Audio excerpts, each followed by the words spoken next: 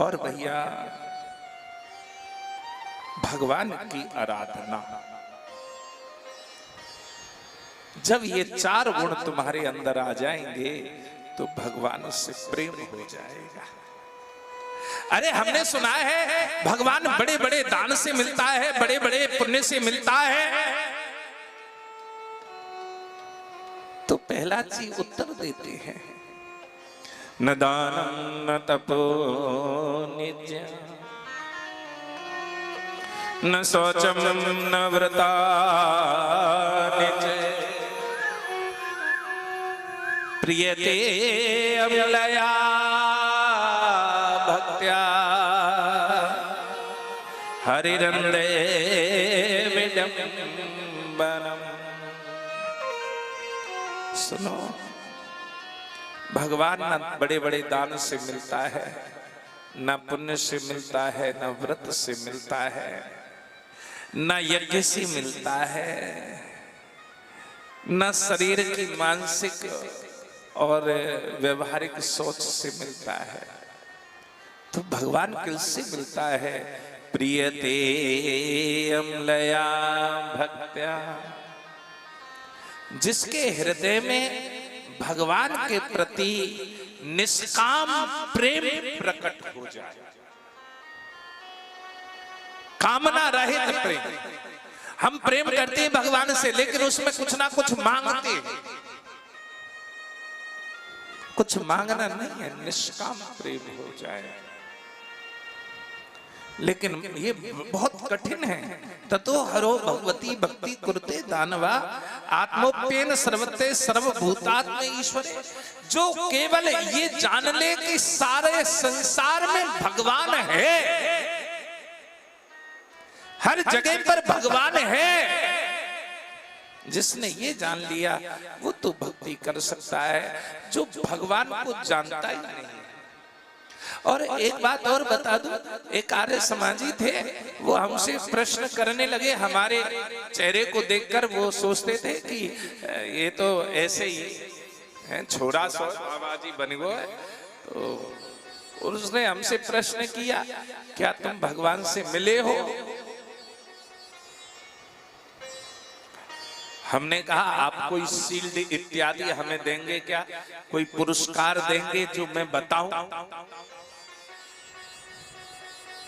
कि नहीं नहीं, मैं पूछना चाहता हूं कि भगवान से आप मिले हो, और यदि मिले हो तो भगवान कैसा दिखाई देता है? तो मैंने उनसे कहा कि एक प्रसंग आता है, एक महात्मा किसी गांव में आ गए और गांव का जो सरपंच था वो उनका शिष्य था। महात्मा पहले कथा करते थे, अब बाद में उन्होंने कथा करना तो बंद कर दिया, केवल भजन करने लगे, केवल दिन रात माला जपते थे।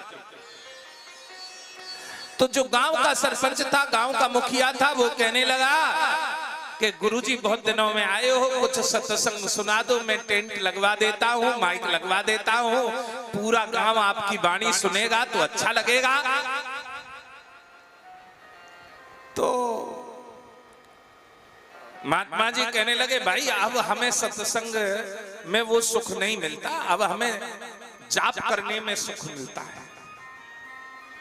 महाराज फिर भी आपकी वाणी। तो महाराज जी कहने लगे, मैं पहले गांव वालों से एक प्रश्न करूंगा, प्रश्न का उत्तर मुझे संतुष्टि पूर्वक मिल गया तब तो मैं सत्संग सुनाऊंगा, अन्यथा नहीं सुनाऊंगा। तो गांव वालों से सरपंच ने कह दिया कि सुनो भाई, गुरुजी तुमसे कोई प्रश्न करेंगे तो सबरे जने उत्तर दे दियो, तभी सत्संग सुनाएंगे। गांव वाले बड़े ललायत थे सत्संग के लिए। तो महाराज मंच पर आए, मंगलाचरण हुआ, और मंगलाचरण होने के बाद में उन्होंने कहा, भाई मैंने तुम्हारे सरपंच से कहा था कि मैं पहले प्रश्न करूंगा जब सत्संग करूंगा। क्या? हाँ हाँ ठीक है महाराज, करो प्रश्न करो। तो क्या भगवान है? तो सब सत्संग सुनते आए थे, सभी सनातन धर्म के प्रेमी थे, सबने कहा हाँ भगवान है। तो महात्मा जी कहने लगे जब भगवान है तुम जानते हो तो भजन करो, बस यही सत्संग है। और प्रणाम करके और चले गए। अब सरपंच को बड़ा अलग महसूस हुआ कि इतना पैसा टेंट में लगो, माइक में लगो, गुरुजी ने तो बस 2 वारी बोली और चले गए। अब गुरुजी से जाकर कहने लगा, गुरुजी अब देखो जिद भी नहीं कर सकते, गुरुजन तो गुरुजन होते हैं। अब गुरुजी से जिद तो कर ही नहीं सकते थे, हाथ जोड़कर विनय करने लगे, गुरुदेव कुछ और सुना देते। मैंने पहले कहा था मैं प्रश्न पूछूंगा, मुझे मिल जाएगा प्रश्न का उत्तर, तो मैं अच्छा। जब उन्होंने कहा हाँ भगवान है तो भजन करो, महाराज कल सुना देना। हाँ ठीक है कल सुनाएंगे। अब अगले दिन सरपंच ने आधे गांव वालों से कहा कि सुनो, यदि गुरुजी कहें क्या भगवान है तो तुम कहना कि बिल्कुल ना है, देखने को ना है, तो क्या पता या लिया गुरुजी कोई सत्संग सुना दे।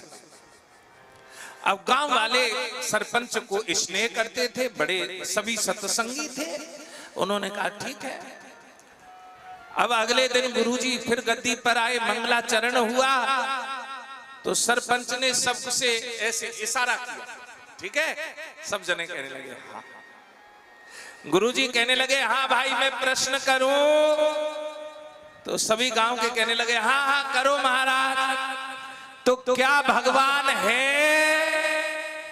तो गांव वाले कह रहे बिल्कुल ना है, देखने को भी ना है, कि कोई गुरुजी वाणी सुना दे।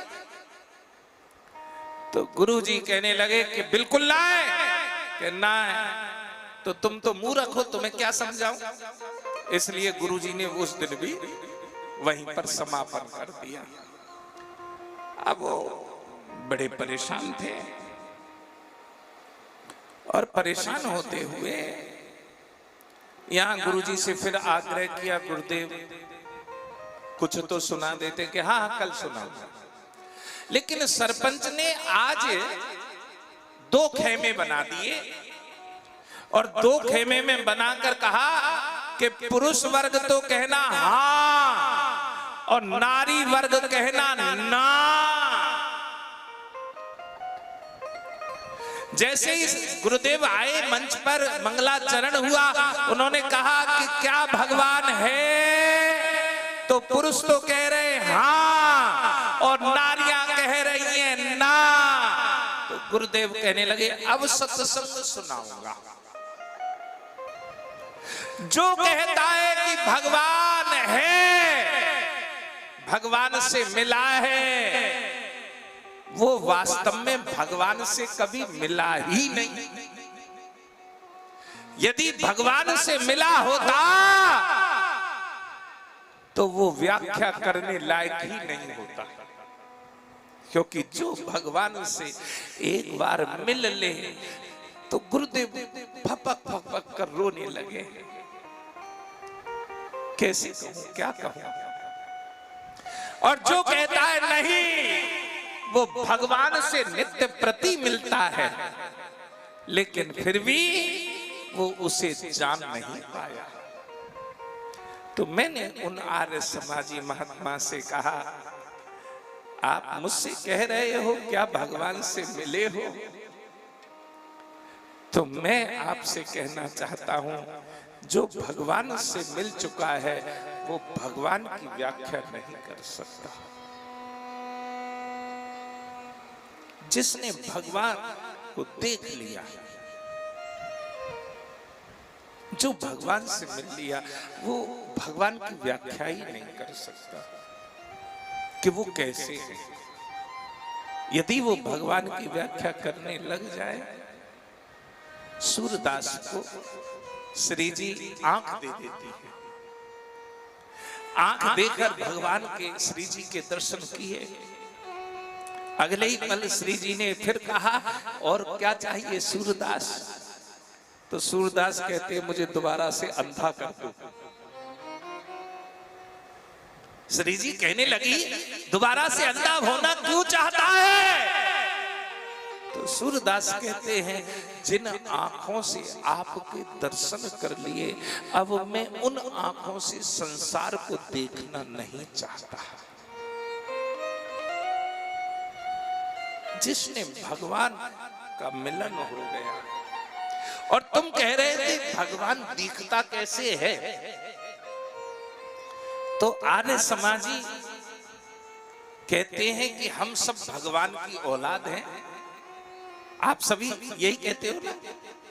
और सनातनी भी कहते हैं कि हम सब भगवान की औलाद हैं। तो भगवान दिखने में कैसा लगता होगा इसे जरूर बताऊंगा। मैंने उनसे प्रश्न किया, अच्छा ये बताओ सूअर का बच्चा कैसा होता है? सूअर का बच्चा कैसा होता है? तो वो झुंझला कर कहने लगे सूअर जैसा होगा। मैंने कि गधे का बच्चा कैसा होता है?